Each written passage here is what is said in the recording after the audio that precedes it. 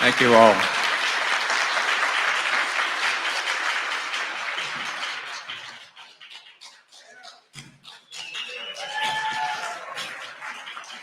Bishop Desmond Tutu once said, "In times like these, it is not a moral choice to be neutral. To remain neutral is to be on the side of the oppressor." That was decades ago when he called apartheid in Palestine worse than apartheid in South Africa. That was before genocide. Now, we need to be aware what's going on, and I'm going to not be neutral here. I'm going to state the situation the way I see it and suggest that it's really up to us to change it, as Scott has already said. May we have the photo that I chose, please?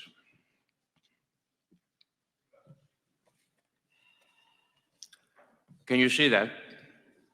You can, all right. Genocide. I never thought that my country would be enabling genocide. This is a difference in genus, not species. What am I doing about it? Well, I saw it before. I was alive during a previous genocide in Germany and Eastern Europe when I was just very little and I was unable to do something about it. Now I'm big, I'm old, and I'm going to try with my last breath to do something about it. And I'm looking out at a lot of people here who I know are going to join me in doing something about it.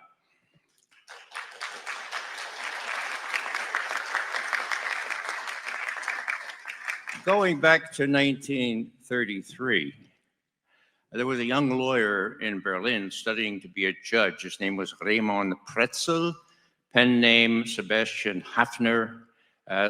Find the book. In English, it's Defying Hitler. In German, Die Geschichte eines Deutschen. Okay? Now, he pointed out as he's watched the Germans react to the reaction to the burning of the Bundestag, he said he couldn't believe it. He said they were all acting with schafsmäßige Ergebenheit, okay? Schaf, sheep, okay? Sheepish Ergebenheit is submissiveness, okay? That's what happened.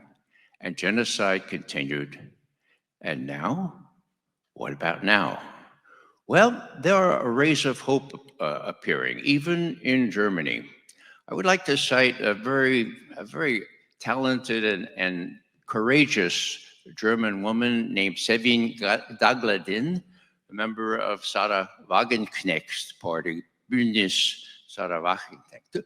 2 years ago, she said, look, es ist unsere Pflicht, sich von diesem Königreich von Lügen nicht dumm machen zu lassen. Okay?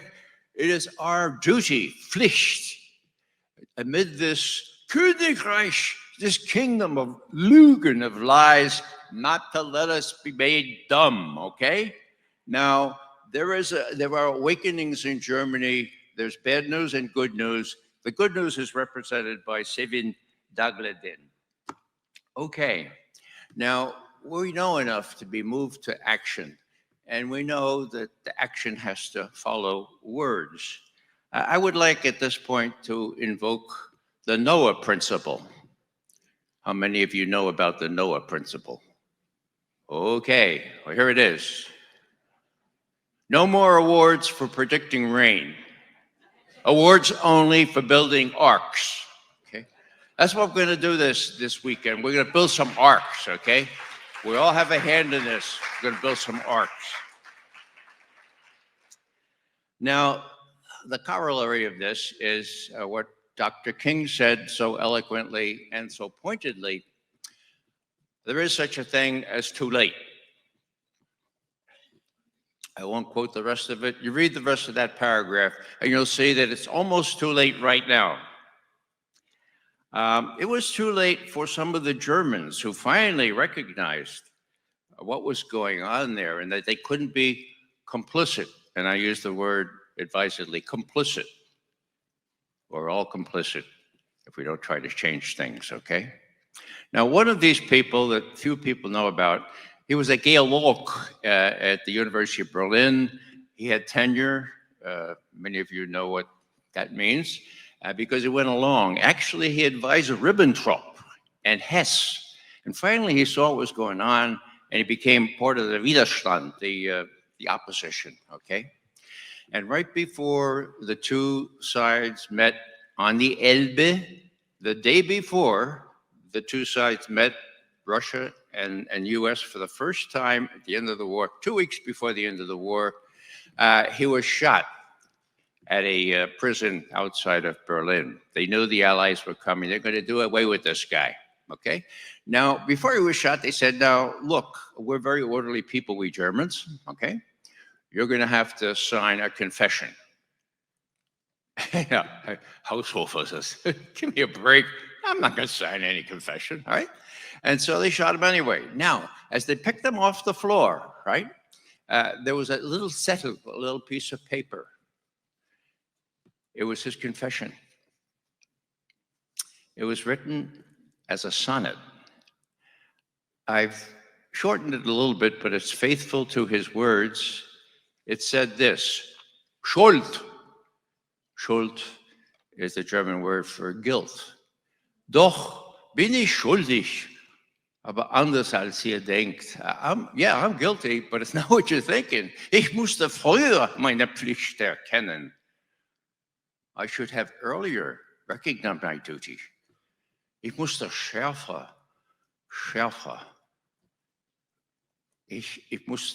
I should have more sharply Unheil nennen. I should have more sharply called evil. Mein Urteil habe ich zu lang gelenkt. I put off my judgment far too long. Ich habe gewarnt, and he did warn, you know, he had a little circle of folks around him, and that's what got him in trouble. Aber nicht genug. What's genug? Anybody know?